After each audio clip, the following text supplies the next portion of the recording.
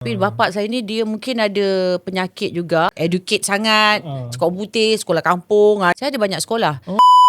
Okey, itu antara lah. Tapi bapak saya ni dia mungkin ada penyakit juga.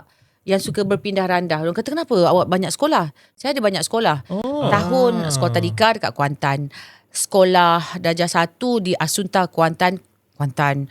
Darjah 2 pindah ke, daripada Kuantan pindah ke KL. So pindah ke KL, sekolah Sungai Tua. Di Selayang tu lah. Lepas tu Sungai Tua sekolah Convent Sentul 2 tahun. Darjah 4, darjah 5. Darjah 5 hujung tahun lepas penilaian tu pindah ke Asunta PJ. Dah duduk PJ pula. Lepas duduk Gombak PJ. Lepas duduk PJ 2 tahun, sekolah Sri Aman setahun. Sebab kadang budak Asunta akan pergi Asunta menengah. Saya pergi Asunta, pergi Sri Aman PJ. Lepas tu mak cakap, mak ada projek semua dengan bapak. So dia duduk hotel. So saya nak duduk mana? Saya seorang je sekolah time tu. Dia kata hantar asrama 2 tahun.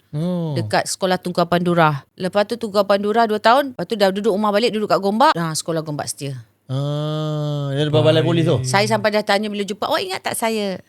Sekolah mana ni? Sekolah mana ni? Dia cakap.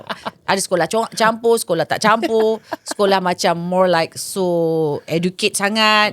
Sekolah putih, sekolah kampung. Je tu tak kisah. Tapi tak kisahlah. 6 sekolah dia? Lebih 6 lebih kot. 6